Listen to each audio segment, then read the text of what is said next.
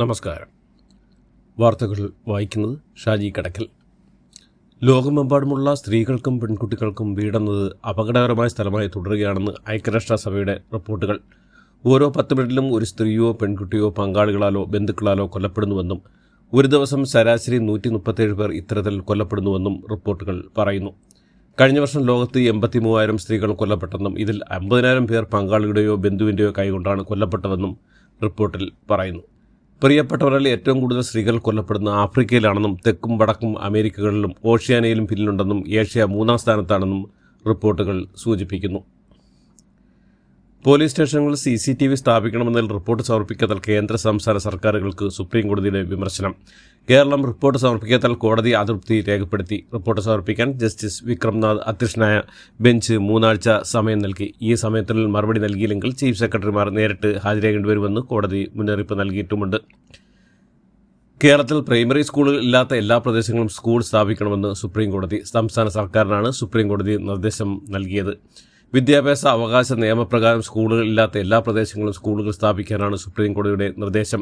1 kilometre ചുറ്റളവിൽ LP സ്കൂളും 3 kilometre ചുറ്റളവിൽ അപ്പർ പ്രൈമറി സ്കൂളും ഇല്ലെങ്കിൽ അവ സ്ഥാപിക്കുമെന്നാണ് കോടതി നിർദ്ദേശം നൽകിയിരിക്കുന്നത്. ശബരിമല സ്വർണ്ണക്കൊള്ളയുമായി ബന്ധപ്പെട്ട് പ്രചരിപ്പിക്കുന്ന അസത്യമാണെന്ന് CPM സംസ്ഥാന സെക്രട്ടറി MV ഗോവിന്ദൻ. ശബരിമല അയ്യപ്പൻ്റെ ഒരു തരി സ്വർണ്ണം നഷ്ടപ്പെട്ടുകൂടാ എന്നാണ് നിലപാടെന്നും സ്വർണ്ണക്കൊള്ളയിൽ നിഷ്പക്ഷമായ അന്വേഷണം നടത്തണമെന്നാണ് LDF മുമ്പും ആവശ്യപ്പെട്ടിരുന്നതെന്നും അദ്ദേഹം പറഞ്ഞു.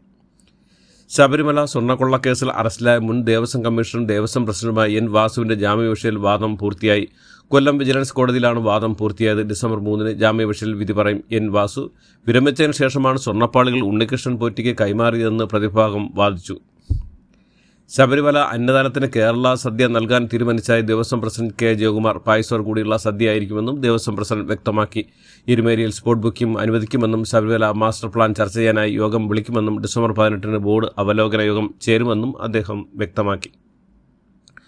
SSK ഫണ്ട് ആവശ്യപ്പെട്ട് കേന്ദ്രത്തിന് വീണ്ടും കേരളത്തിൻ്റെ കത്ത് കേന്ദ്ര വിദ്യാഭ്യാസ മന്ത്രിക്ക്.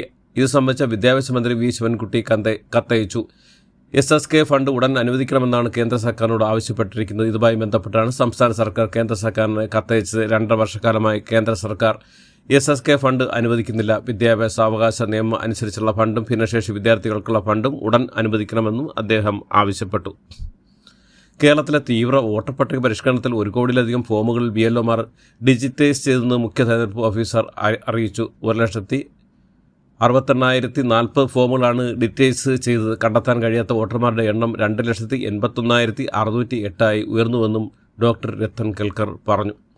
MLA രാഹുൽ മാങ്കൂട്ടത്തിനെ സസ്പെൻഡ് ചെയ്തതാണെന്ന് KC വേണുഗോപാൽ MP. പ്രചരണം നടത്തുന്നത് സംബന്ധിച്ച് നോക്കേണ്ടത് പാർട്ടി പ്രാദേശിക നേതാക്കന്മാരാണ്. ഏറ്റവും ശക്തമായ നടപടിയാണ് രാഹുൽ മാങ്കൂട്ടത്തിനെതിരെ പാർട്ടി എടുത്തത്.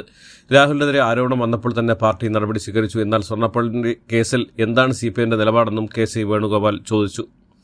രാഹുൽ മാങ്കൂട്ടത്തിനെതിരായ ഗർഭചിന്ത ആരോപണത്തിൽ ഇരയായ യുവതി രേഖാമൂലം പരാതി നൽകിയാൽ മാത്രം മുന്നോട്ട് പോകാൻ ക്രൈംബ്രാഞ്ച് തീരുമാനം. സ്ത്രീകളെ ശല്യം ചെയ്തതിന് സ്വമേധയാ എടുത്ത കേസിൽ പെൺകുട്ടിയുടെ മൊഴിയെടുത്തുവെങ്കിലും രാഹുലിനെതിരെ ഇതുവരെ യുവതി പരാതി ഉന്നയിച്ചില്ല. പുതിയ ശബ്ദരേഖകൾ പുറത്തുവന്ന സാഹചര്യത്തിൽ യുവതി പരാതിയുമായി എത്തുമോ എന്നാണ് ക്രൈംബ്രാഞ്ച് വൃത്തങ്ങൾ നോക്കുന്നത്.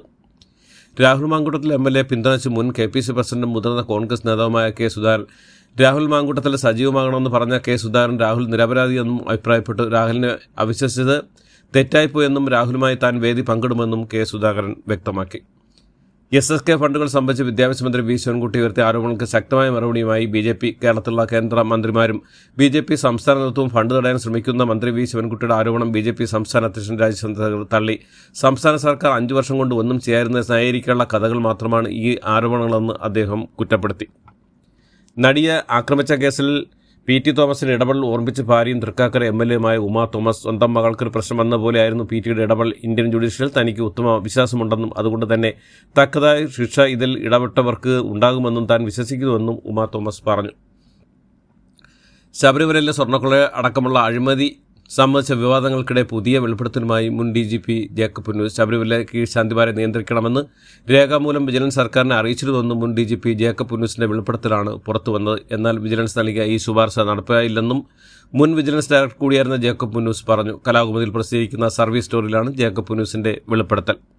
മുഖ്യമന്ത്രി പിണറായി വിജയനെതിരെ സാമൂഹ്യ മാധ്യമത്തിൽ കൊലവിളി കമന്റിട്ട കന്യാസ്ത്രീക്കെതിരെ പോലീസ് കേസെടുത്തു. അഭിഭാഷകനായ സുഭാഷ് തിക്കാന്റെ പരാതിയിൽ ടീന ജോസ് എന്ന കന്യാസ്ത്രീക്കെതിരെയാണ് തിരുവനന്തപുരം സൈബർ ക്രൈം പോലീസ് കേസെടുത്തത്. കേരളത്തെ നടുക്കിയ ഹാക്കിംഗ് കേസിലെ മുഖ്യ സൂത്രധാരൻ അറസ്റ്റിൽ. ഉത്തർപ്രദേശ് മീററ്റ് സ്വദേശി പ്രവീൺ കുമാറാണ് അറസ്റ്റിലായത്.